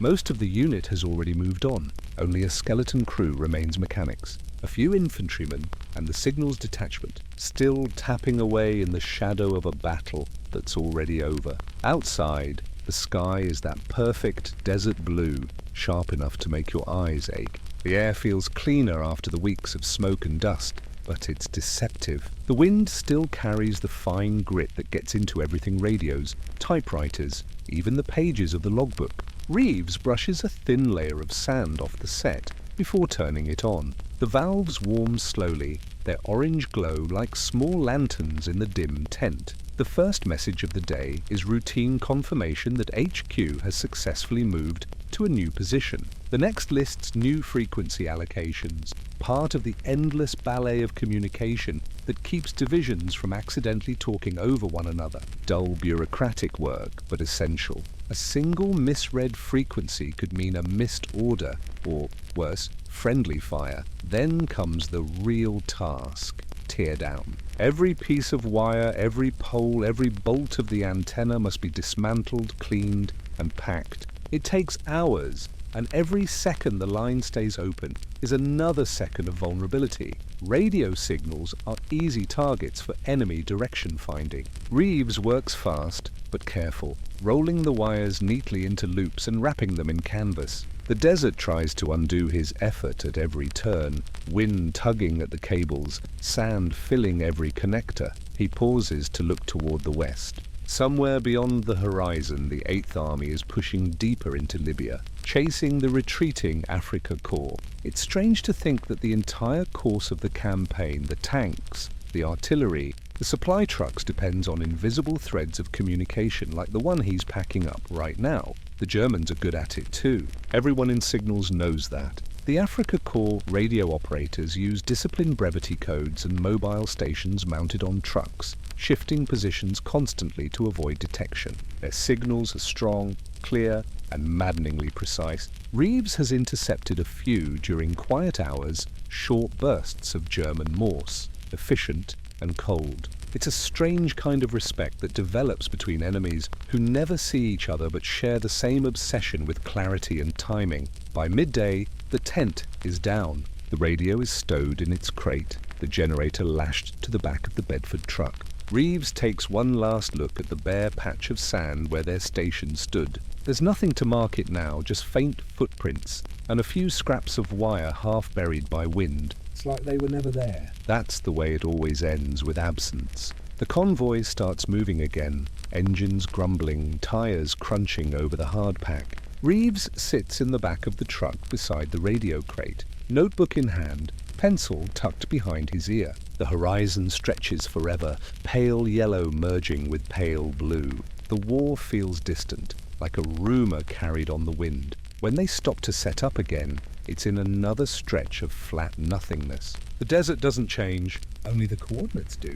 They rebuild the antenna, uncoil the wires, reconnect the generator. By evening, the radio hums again, the same familiar glow filling the new tent. Reeves tunes in to HQ, tapping his call sign in steady rhythm. The first response comes instantly. Line clear. It's a simple phrase, but it carries a weight only a signaller understands. Line clear means connection. Means the chain still holds. It means they haven't vanished into the static. That night, Reeves sits outside the tent, back against the truck, watching the stars emerge. The desert sky is the clearest he's ever seen, millions of points of light scattered across an endless black. He thinks about all the other operators out there, scattered like those stars, each one tapping out messages into the void. None of them will ever meet, but together they weave the unseen fabric of the war. It's easy to overlook them, the men who speak in dots and dashes. History remembers the generals and the tank battles,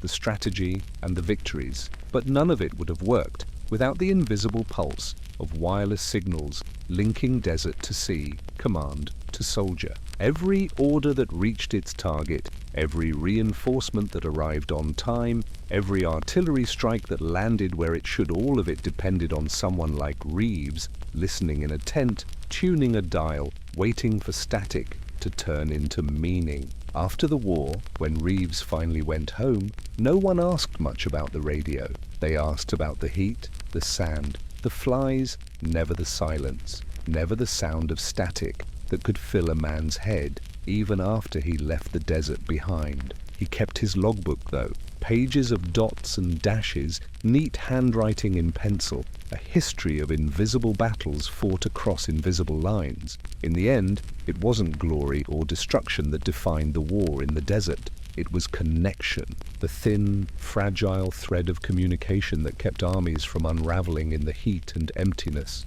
And when the last signal faded, when the final message received echoed through the headphones, there was only the soft crackle of the airwaves. Even in silence, their work endured, because the war was fought not just with guns and tanks, but with dots and dashes across endless sand. You know that feeling when you check the weather app, see rain, and complain a little? Now imagine being the person responsible for creating that weather report, except you're not in an office. You're 79 degrees north on a frozen island, closer to the North Pole than to civilization, and the nearest grocery store is about 1,000 miles of ice and ocean away.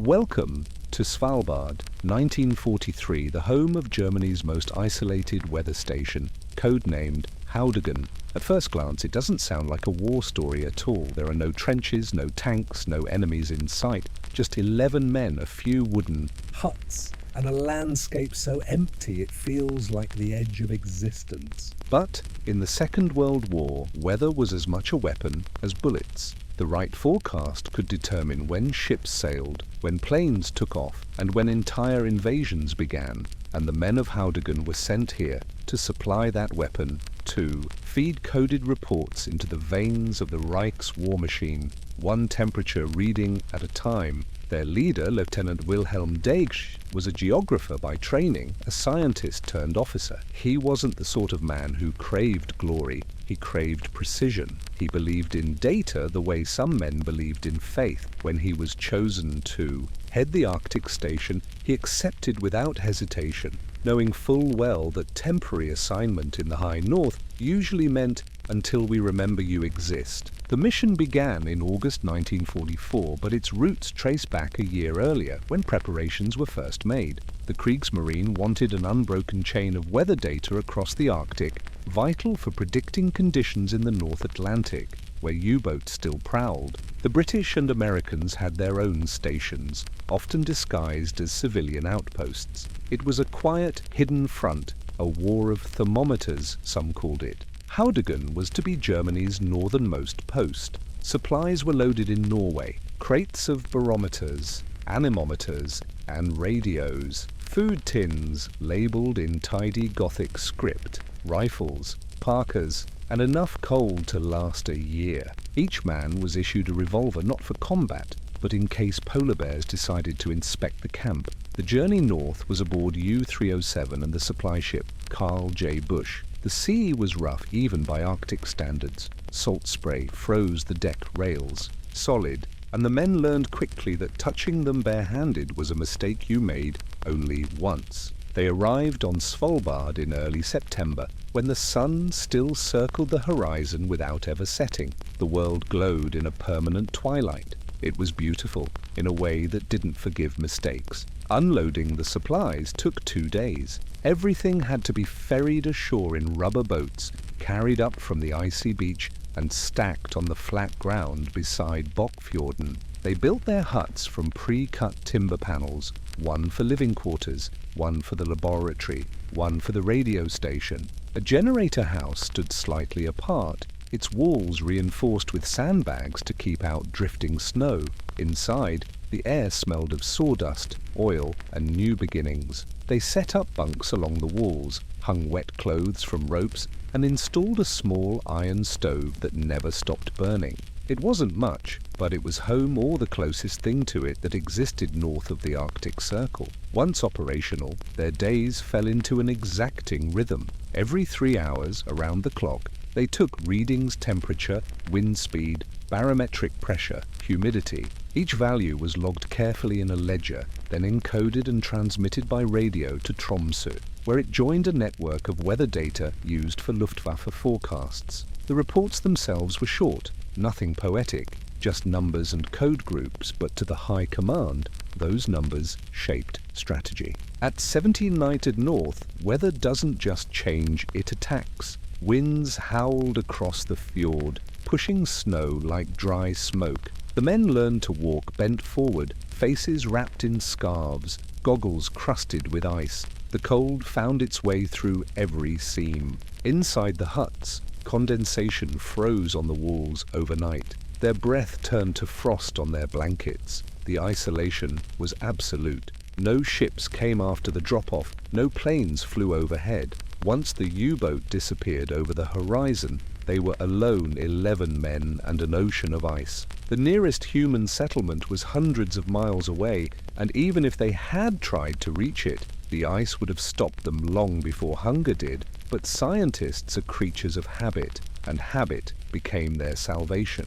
They organized their work with military precision. Lieutenant Dager scheduled shifts, ensuring every man had a task: meteorology, radio duty, maintenance, or cooking. The cook, Obergefreiter Baumann, managed their rations like an artist. Tins of sauerkraut, beans, and dried meat were stacked in neat pyramids, labeled with dates. They had enough to last through the winter, provided no one got greedy. Meals were simple, but dependable. Breakfast, black bread and ersatz coffee. Lunch, tinned stew or soup, reheated on the stove. Supper, more bread, perhaps a bit of butter if it hadn't frozen into a solid block. Occasionally they added seal meat when hunting parties succeeded. The men joked that the menu never changed, it just rotated. What did change was the light. By late October, the sun dipped below the horizon and didn't return for months. The world turned blue-grey, lit only by the aurora that shimmered overhead like slow-moving ghosts. The perpetual night did strange things to the mind. Men spoke less, wrote more. Some filled notebooks with weather data, others with poems or diary entries. Derge encouraged both. Routine keeps the spirit steady, he told them. They celebrated Christmas quietly with tinned fruit and a small fir tree carved from driftwood. They sang a few songs, their voices muffled by the insulation of snow piled against the walls. For a brief evening, they could almost pretend they weren't stranded on the edge of the world. Then came January. The cold deepened, temperatures dropping below 40 degrees C. The generator froze twice, forcing them to relight it with torches. Once, the fuel line cracked, and the repair took 8 hours in darkness so complete it felt like blindness. But they endured. The reports still went out, every 3 hours, every day. Each transmission ended with the same coded sign-off, Houdigan klar, Houdigan ready. By March 1944, the war to the south had turned grim. Supply ships stopped coming, their fuel reserves dropped. The radio crackled less often with responses from Tromsø. Sometimes days passed without acknowledgement. Dage tried to maintain morale, organizing scientific experiments, ice thickness measurements, magnetic field readings, but everyone felt the silence pressing in. Then one evening, the radio crackled to life. Static hissed, followed by a message in clipped Morse. Houdigan, remain on station. Further orders delayed. Situation unstable. That was all. Deg sat back in his chair, listening to the fading hum. The other men waited for him to say something, but he didn't. He just nodded once, folded the paper neatly, and placed it in the logbook. They were to stay indefinitely. The Arctic wind howled outside, rattling the wooden walls. Inside, the men returned to their tasks, recording, repairing, transmitting, while the world they served slowly fell apart beyond the ice. The Arctic winter didn't end so much as change flavor. By early 1944, the men of Houdigan had stopped expecting warmth altogether. The sun hadn't risen in months, and the world outside their huts was a solid expanse of white and silence. Time itself seemed frozen. Days were measured not by light, but by the rhythm of radio transmissions and the ticking of clocks that needed winding every evening. Every 3 hours, the same ritual. Open the door, step into the biting wind, check. The thermometers and barometers mounted on wooden poles half buried in snow. The air temperature hung between 25 and 40 degrees. The glass tubes sometimes cracked just from the shock of exposure. Each reading went into the logbook, neat rows of digits that would soon become code groups, then a burst of dots and dashes across the ether. Inside the laboratory was a narrow room of condensation and breath. A single oil lamp cast yellow light over charts and instruments. Gloves were mandatory. Bearskin froze to metal in seconds. Their heavy clothing came in layers: wool undershirts, thick trousers, parkas lined with reindeer fur, and outer shells coated in wax. It took 10 minutes to get dressed properly, and another 10 to take everything off again. So most men simply didn't bother unless they had to. Sweat, once earned, became ice minutes later. Deej enforced routine as both science and sanity. Each man had assigned duties, 2 for meteorology, 2 for the radio, 1 for the generator, and others rotating between cooking, maintenance, and watch duty. There was no rank once the day began. Survival was the only hierarchy. The radio hut remained the station's heartbeat. Its walls were lined with coils of copper wire and spare valves, the floor littered with footprints tracked in from the snow. Every report followed a strict sequence: temperature, wind speed, pressure, cloud cover, encoded into 5-digit blocks and transmitted to Tromsø. The operator tapped steadily, gloved fingers slow but sure, his breath frosting on the microphone. Sometimes the transmissions went smoothly, other times static devoured everything. The northern lights made a mockery of radio frequencies, filling the sky with color and the headphones with crackle. On those nights, Dej would stand outside, watching the curtains of green and violet shimmer across the heavens while the radio men cursed softly inside. It was beautiful, he thought, beautiful, and useless. They passed the endless hours with small distractions. Someone had brought a chessboard. The pieces were carved from driftwood and bits of metal. Games could last for days because no one was ever in a hurry. Others read or wrote. Deja filled notebooks with geological sketches and careful observations of the landscape, as if mapping it could make it less empty. One man, the cook, started a journal entirely about food he missed: sausages, fresh bread, even cabbage. The memory of butter, he wrote once, is a dangerous thing. Then there were the polar bears. They visited at unpredictable intervals, drawn by the scent of stored meat or curiosity about the strange wooden huts on their ice. The men kept rifles by every door. Usually firing a warning shot was enough. Once a bear broke through the supply shed's wall, scattering tins and tearing open sacks of flour. It took 3 men shouting and waving torches to drive it away. For weeks afterward, they swore they could smell it every time the wind shifted. By spring, their food stores began to dwindle. The tinned goods held out, but the fresh supplies, such as they were, ran thin. They supplemented with what the Arctic offered: seals, a few fish caught through holes in the ice, and snow melted for water. Each man learned to ration instinctively 3 biscuits per meal, 2 spoonfuls of jam on Sundays. Coffee became weaker, tea almost ceremonial. They grew leaner, but stayed alive. Through it all, the reports never stopped. Every single transmission mattered. The data they gathered shaped the forecasts for U-boats in the North Atlantic and for Luftwaffe raids over Norway and Britain. Their coded numbers, pressure readings, wind speeds were invisible contributions to a global machine of war. None of them knew exactly how their figures were used, only that they were vital. "Weather decides when men die," Deej once said quietly over supper. No one disagreed. By mid-1944, Germany's situation had worsened. The radio traffic from Tromsø thinned to almost nothing. Messages arrived late, garbled, sometimes signed with call signs they didn't recognize. The men argued quietly about whether anyone even read their reports anymore. But still they sent them every 3 hours, because stopping wasn't an option. Summer returned briefly, a few months of perpetual sunlight that made sleep almost impossible. The snow receded into grey slush, revealing the black rock of Svalbard's mountains. Meltwater trickled past their huts, carrying bits of gravel and the smell of earth. For a time, morale lifted. They even built a small weather balloon launch site, releasing hydrogen-filled sacks that carried instruments into the sky. Each balloon vanished toward the clouds, trailing a wire like a kite string into the wind. When autumn came again, the cold followed. The long night returned. The lamps burned constantly. The generator rumbled without pause. They grew quieter, their laughter rarer. The walls of the hut seemed to close in, the world shrinking to the few square meters of light and warmth they could control. One evening in April 1945, during a particularly bad storm, the radio operator caught a faint transmission from Tromsø. The signal was weak, drowned in static, but a few words were clear. "Hold position. Do not attempt return. Await new orders." They waited. Days passed.